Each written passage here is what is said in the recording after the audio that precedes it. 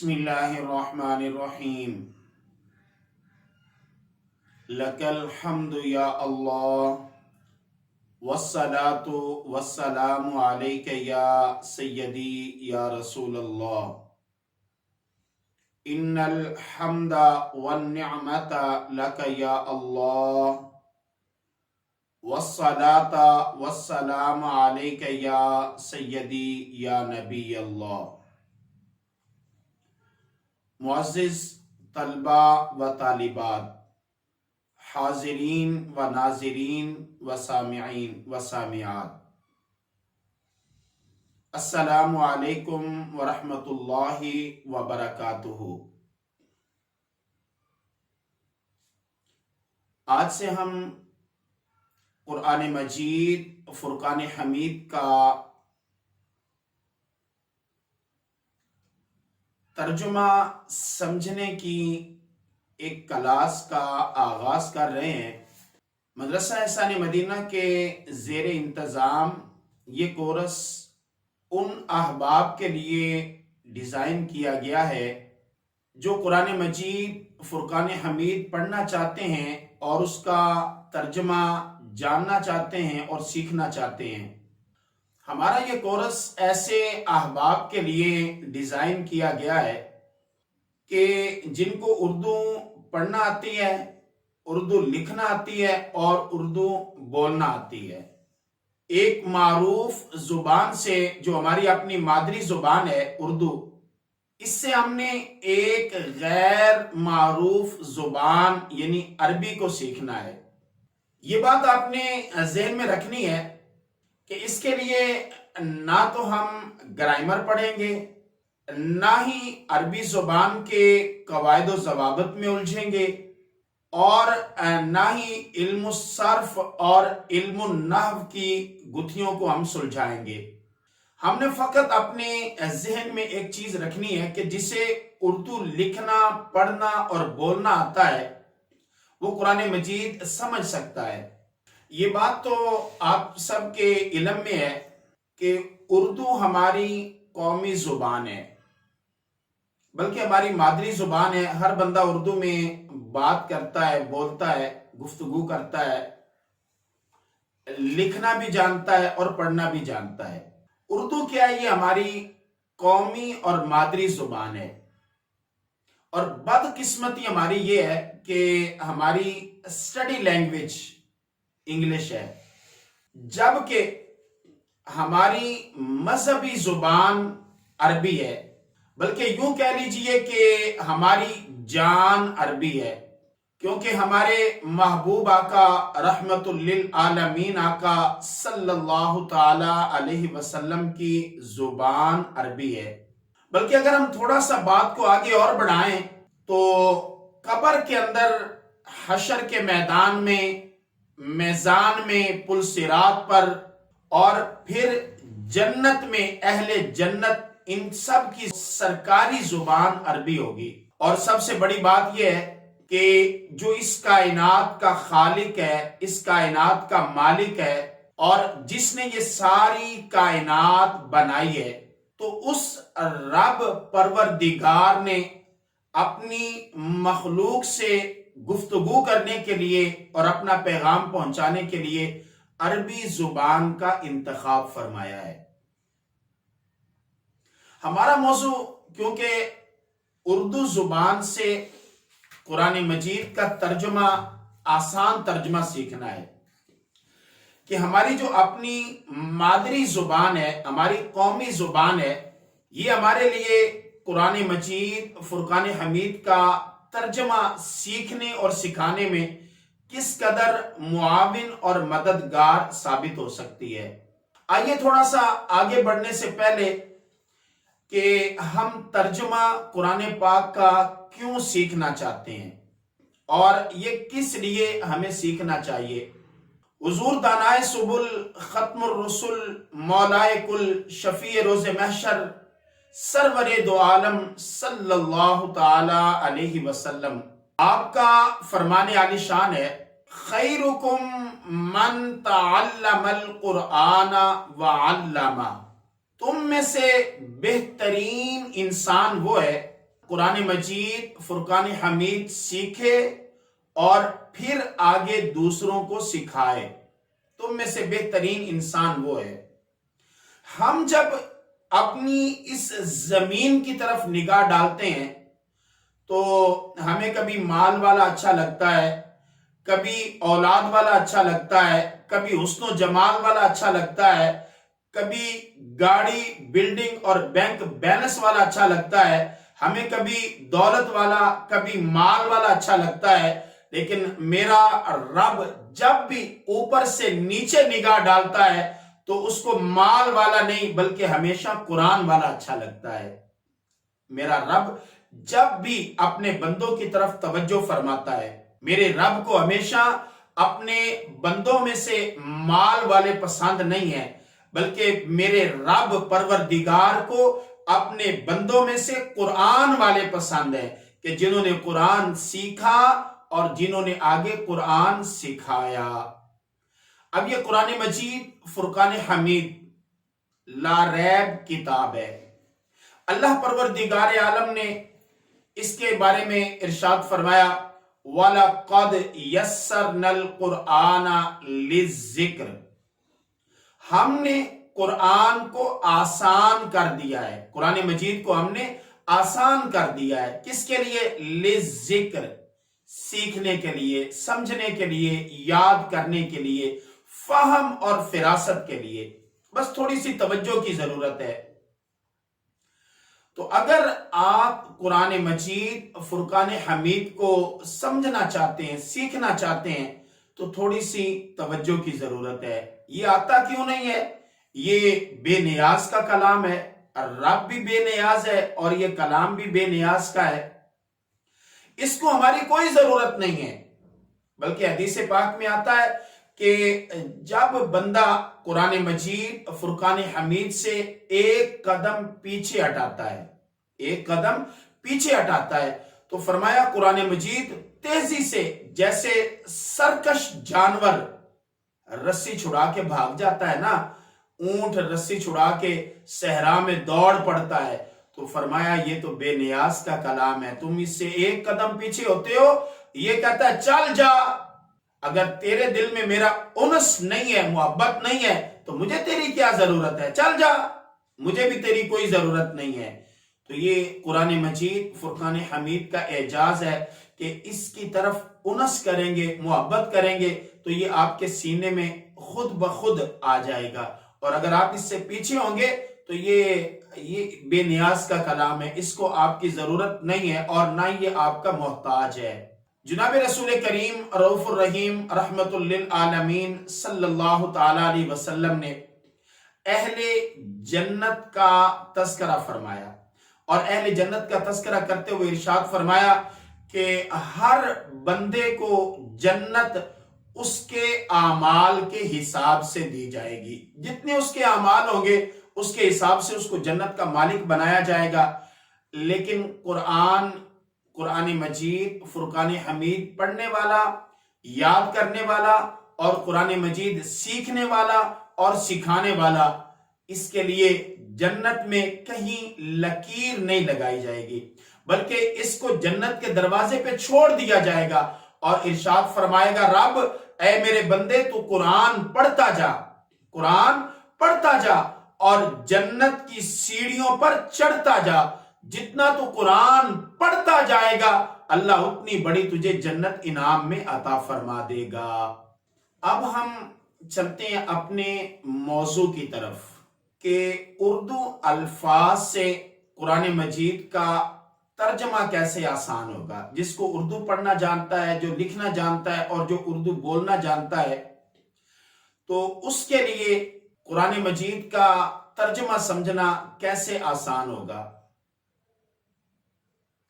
ایک بات تو آپ ذہن نشین فرما لیں کہ عربی جو ہے یہ پہلے عرب سے فارس میں اسلام آیا، فارسی زبان میں، اور تقریباً 100 سال پہلے، یعنی کہ یہ جو ہندوستان ہے تقریباً 100 سال پہلے فارسی زبان میں اسلام کے احکامات، ترجمہ قرآن اور اس طرح کی چیزوں کو لکھا گیا۔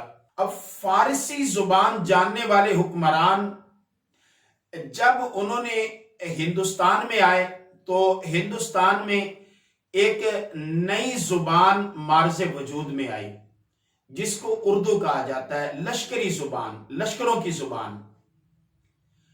یہ اس دور میں زیادہ تر فوجی احباب بولا کرتے تھے۔ لشکری زبان ہے، 4-5 زبانوں کا مجموعہ ہے۔ اگر ہم اردو زبان کا جائزہ لیں تو شاید اردو زبان پڑھنے والے، بولنے والے اور لکھنے والے اس لحاظ سے بڑے خوش نصیب ہیں اور بڑے خوش قسمت ہیں کہ ہمارے بزرگوں نے، ہمارے احباب نے، ہمارے علماء نے اور ہمارے بڑوں نے ہماری روزمرہ کی گفتگو میں انہی الفاظ کا انتخاب کیا ہے جو اللہ نے قرآن مجید فرقان حمید میں استعمال فرمائے ہیں۔ جب ہم قرآن مجید فرقان حمید کا تجزیہ کرتے ہیں اور قرآن مجید فرقان حمید سے متعلق ریسرچ کرتے ہیں، کیونکہ آج کے دور میں ہر چیز پر بے تحاشا ریسرچ ہو چکی ہے، تو اس ریسرچ کے نتیجے میں ایک بڑی حیران کن چیز سامنے آئی ہے۔ قرآن مجید فرقان حمید یہ مجموعہ ہے تقریباً 78,000 کے قریب الفاظ کا۔ اب جدید جو ریسرچ کی گئی ہے، تحقیق کی گئی ہے، اس کا ایک خلاصہ آپ ذہن میں رکھیں۔ اگر ان 78,000 میں سے ہم 3 چیزوں کو نکال دیں، 3 چیزیں کیا ہیں؟ جیسے حروف جار، پارٹیکلز جو ہیں، پریپوزیشن جو ہیں، ان کو ہم نکال دیں، با، تا، کاف، لام، واو، منز، مز، خلا، ربا، حاشا، من، عدا، فی، ان، الا، حتی، علا، ان کو ہم خارج کر دیں، ان کو نکال دیں، چھوٹے چھوٹے حروف ہیں۔ اسی طرح کچھ اسماء اشارہ ہیں، ان کو ہم نکال دیں، جیسے ہاذا، ہاذانی، اللتی، اللتانی، جو قرآن مجید فرقان حمید میں ضمیریں استعمال ہوئی ہیں، ان کو ہم نکال دیں، جیسے ہوا، ہما، ہم، ہیا، ہما، ہننا، انتا، انتما، انتم، انتی، انتما، انتنا، انا، نحنو، یہ ضمائر جو ہیں ان کو ہم نکال دیں۔ 3 چیزیں ہیں۔ پہلی چیز کیا ہے؟ حروف جار۔ دوسری چیز کیا ہے؟ ضمائر۔ اور تیسری چیز کیا ہے؟ اسماء اشارہ، ان کو ہم نکال دیں۔ تو تقریباً 78,000 میں سے باقی جو قرآن مجید فرقان حمید کے الفاظ بچتے ہیں کہ ان کی تعداد ہے 50,173۔ 50,173، 50,000 کے قریب ہیں۔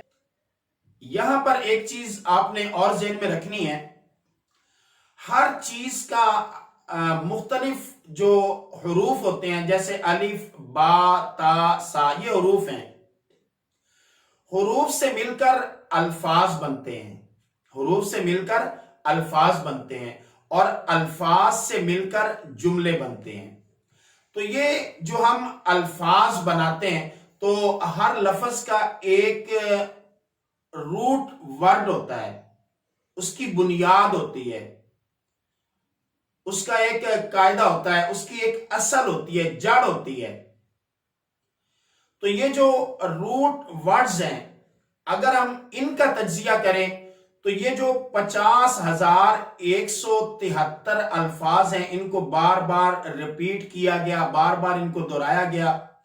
اگر ہم ان کے روٹ ورڈز نکالیں تو ان کے روٹ ورڈز کی تعداد بنتی ہے، قرآن مجید فرقان حمید میں جو ٹوٹل مادہ جات یعنی کہ روٹ ورڈز استعمال ہوئے، اگر ان کی تعداد کا جائزہ لیا جائے تو یہ تعداد بنتی ہے 1806 ٹوٹل، یعنی کہ یہ 50,173 الفاظ جو ہیں، اگر ان کے روٹ ورڈز، ان کے مادہ جات اور ان کی اصل اور بنیاد کو ہم نکالیں تو یہ بنتی ہے 1806، یعنی کہ عام لفظوں میں آپ یہ کہہ سکتے ہیں کہ پورے قرآن مجید فرقان حمید کو سمجھنے کے لیے ہمیں صرف یہ چند ایک الفاظ جو ہے وہ ان کی طرف توجہ کرنا ضروری ہے۔ اب یہ اس سے بھی دلچسپ بات اور اس سے بھی خوبصورت بات اور آسان بات ہے، یہ جو 1806 روٹ ورڈز بنتے ہیں، یہ جو 1806 روٹ ورڈز بنتے ہیں، ان میں سے یہ جو 1806 روٹ ورڈز بنتے ہیں، ان میں سے 1197 مادہ جات ایسے ہیں، روٹ ورڈز ایسے ہیں، اصل اور بنیاد ایسی ہیں کہ جن کا تعلق کسی نہ کسی جگہ پر آپ کی اپنی قومی زبان اور مادری زبان اردو کے ساتھ ہے۔ اب یہ جو 1197 روٹ ورڈز ہیں، تو ان سے جو ہمیں الفاظ حاصل ہوتے ہیں، ان سے جو ہمیں الفاظ حاصل ہوتے ہیں، الفاظ ملتے ہیں، اگر ان کی تعداد کو دیکھا جائے تو یہ تعداد بنتی ہے 47,407، یعنی کہ ٹوٹل الفاظ ہیں 50,173، ان میں سے 47,407 الفاظ ایسے ہیں قرآن پاک کے کہ جن کا تعلق بنیادی طور پہ آپ کی اپنی مادری زبان اردو کے ساتھ۔ اب جو قرآن مجید فرقان حمید میں ایسے مادے استعمال ہوئے ہیں کہ جن کا تعلق ہماری اردو کے ساتھ نہیں ہے، عربی کے ساتھ ہے، ان کی تعداد بنتی ہے 609، اور 609 سے جو ہمیں گھما پھرا کے صرف کے ذریعے اور مختلف قواعد و ضوابط کے ذریعے جو الفاظ حاصل ہوتے ہیں، ان کی تعداد ہے 2766۔ اب دوسرے لفظوں میں ہم اگر آسانی کے ساتھ یہ کہیں کہ تقریباً 94%، 94.5% بنتا ہے، احتیاطاً آپ یوں کہہ لیجئے کہ تقریباً 94% قرآن مجید فرقان حمید میں ایسے الفاظ استعمال کیے گئے ہیں کہ جن کا تعلق ہماری اپنی زبان، قومی زبان، ہماری مادری زبان اردو کے ساتھ ہے۔ آپ کہیں گے جی ہم نے تو کبھی اس چیز پر غور ہی نہیں کیا، ہم نے کبھی توجہ ہی نہیں کی۔ تو بات دراصل یہ ہے کہ بہت ساری چیزیں ایسی ہیں کہ جب تک ہم انہیں اس کی طرف توجہ نہیں کرتے ہمیں پتہ نہیں چلتا۔ جیسے ایک برقی تار میں کرنٹ گھوم رہا ہے، لیکن ہمیں نظر تو نہیں آتا نا، ہاں جی پتہ تب بھی چلے گا نا جب ہم اس کو ہاتھ لگائیں گے۔ تو آج جب آپ قرآن مجید اس نیت کے ساتھ کھولیں گے، آپ کو پتہ چلے گا کہ کتنے الفاظ ایسے ہیں جو آپ صبح سے لے کر شام تک اور شام سے لے کر صبح تک مسلسل اور لگاتار بولتے ہیں، اور اللہ پاک نے قرآن مجید فرقان حمید میں وہ الفاظ استعمال کیے ہیں۔ اب ان الفاظ کا معنی کیا ہے، ان الفاظ کا مفہوم کیا ہے، ان الفاظ کا ترجمہ کیا ہے، ان الفاظ کا مطلب کیا ہے، آپ کو کسی پروفیسر کے پاس جانے کی ضرورت نہیں ہے۔ اگر آپ اردو پڑھنا اور لکھنا اور بولنا جانتے ہیں تو تھوڑی سی توجہ کر کے آپ اس کے معنی اور مفہوم تک خود پہنچ سکتے ہیں، اور اس کے مفہوم اور اس کے نتائج تک آپ جا سکتے ہیں۔ یہ آپ کے لیے آسانی ہے۔ اب ہم دیکھتے ہیں کہ قرآن مجید فرقان حمید میں جو ہماری اپنی زبان کے الفاظ ہیں، اردو کے الفاظ ہیں، ہم ان کی شناخت کیسے کریں گے؟ ہمیں کیسے پتا چلے گا کہ یہ ہماری زبان کا لفظ ہے یا کسی اور زبان کا لفظ ہے؟ اس کی شناخت کیسے ہوگی، پہچان کیسے ہوگی؟ تو اس کی شناخت اور اس کی پہچان کا بڑا آسان طریقہ ہے، صرف 2 چیزیں ہیں، اور یہ ایک چیز آپ ذہن نشین کر لیں، یہ کوئی قاعدہ اور ضابطہ نہیں ہے، قاعدہ اور ضابطہ نہیں ہے جو میں آپ کے سامنے بیان کرنے لگا ہوں، یہ جگاڑ ہے جس کے ہم بڑے ماہر ہیں، یہ جگاڑ ہے جس کے ہم بڑے ماہر ہیں جگاڑ لگانے میں۔ تو یہ جگاڑ ہے، کوئی ضابطہ، قاعدہ اور قانون نہیں ہے، لیکن یہ جگاڑ بڑا کامیاب ہے۔ اب آپ قرآن مجید فرقان حمید کھول کے اپنے سامنے رکھیں، اس کے الفاظ کی زیارت کریں، آنکھوں کو اس کے نور سے ٹھنڈا کریں اور سینے کو اس سے مسرور کریں اور دیکھیں کہ اللہ نے قرآن کو آپ کے لیے سمجھنے کے لیے کتنا آسان فرما دیا ہے. اس میں اللہ نے کتنی آسانیاں رکھی ہیں، خاص طور پہ اہل زبان اردو کو پڑھنے اور جاننے والوں کے لیے، جو ہمارے اردو لکھنا اور پڑھنا اور بولنا جانتے ہیں، ان کے لیے اللہ نے قرآن مجید کو کتنا آسان بنا دیا ہے. کبھی آپ غور تو کریں نا اس بات پر. تو میں بتا رہا تھا کہ شناخت کیسے ہوگی کہ یہ اردو زبان کا لفظ ہے، ہماری زبان میں استعمال ہوتا ہے یا نہیں ہوتا. اس کے لیے ایک جگاڑ ہے. جگاڑ کیا ہے کہ میں نے جیسے پہلے آپ کے سامنے یہ بات رکھی ہے، آپ کو بتایا ہے کہ مختلف حروف سے مل کر الفاظ بنتے ہیں. حروف سے مل کر الفاظ بنتے ہیں، جیسے حروف الف، با، تا، ثا، جیم، ہا، خا، دال، ذال، را، زا، سین، شین وغیرہ. یہ سارے حروف ہیں. اب ان حروف سے مل کر الفاظ بنیں گے. جیسے ان میں سے جو ہے وہ آپ کوئی بھی 3 حرف لے لیں، ایک ہم نے نون لے لیا، ایک ہم نے صاد لے لیا اور ایک را، تو یہ بن گیا ناسارا.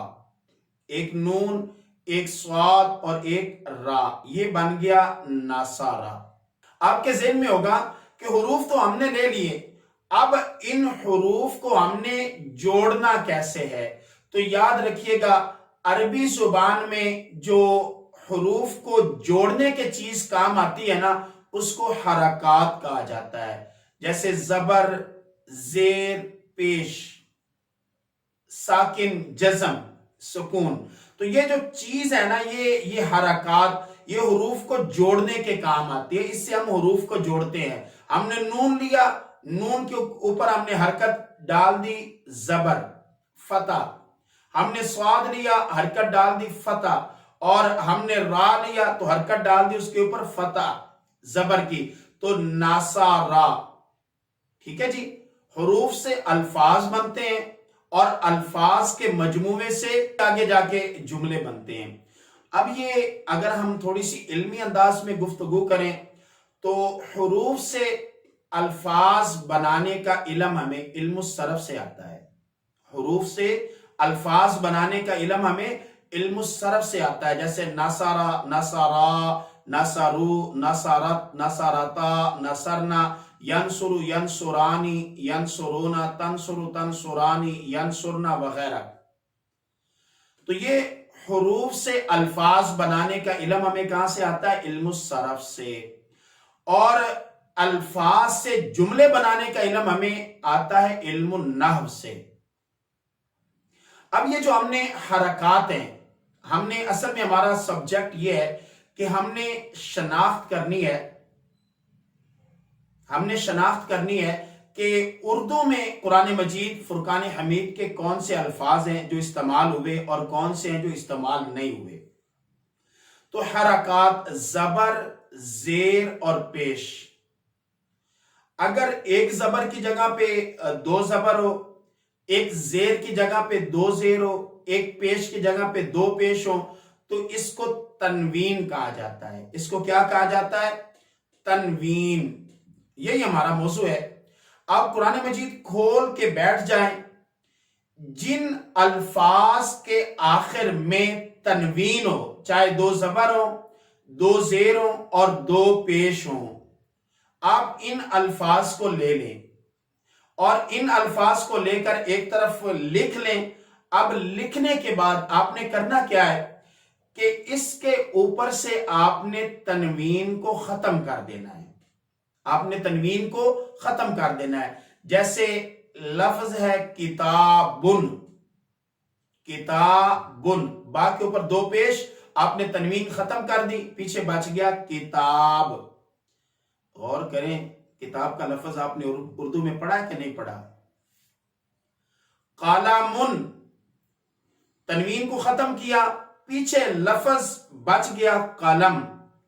غور کریں کہ آپ نے اپنی اردو میں یہ لفظ پڑھا ہے کہ نہیں پڑھا.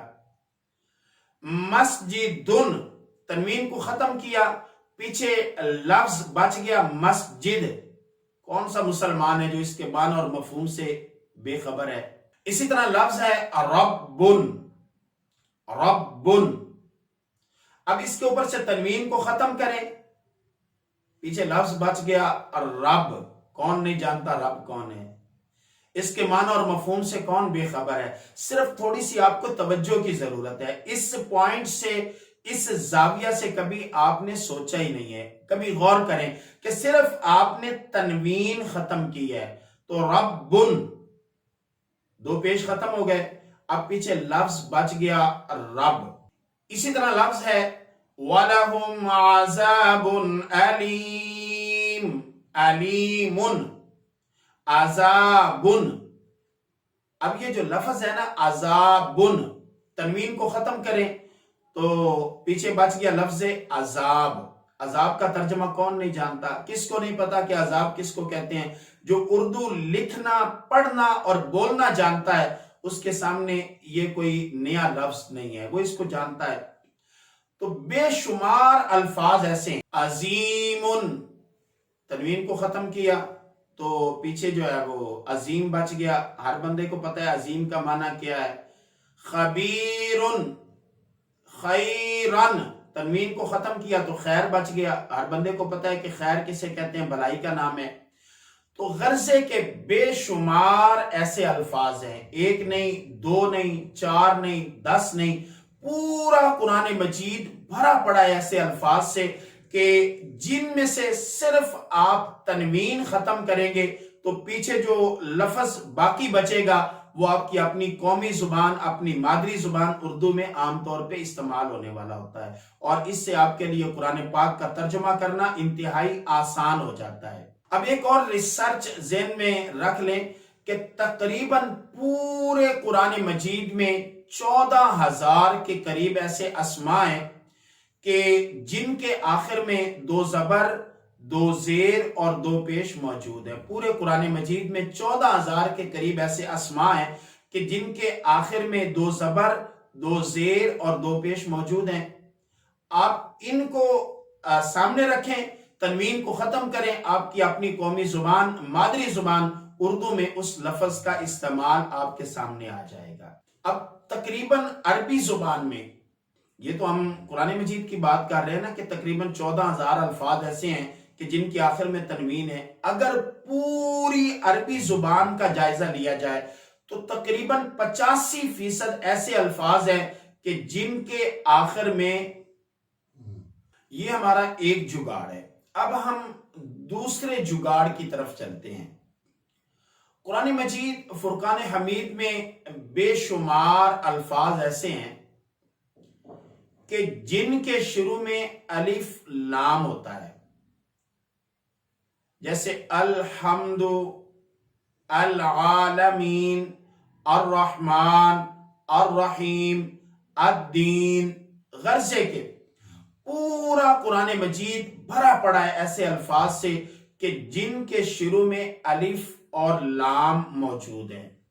الف اور لام موجود ہیں. الف لام اور تنوین یہ دونوں اسم کی علامتیں ہیں، اسم کی پہچان ہے.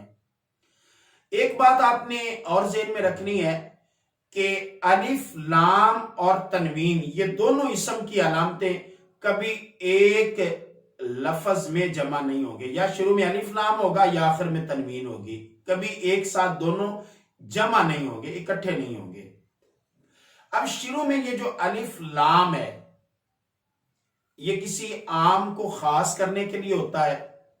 کتاب عام کتاب، الکتاب خاص کتاب.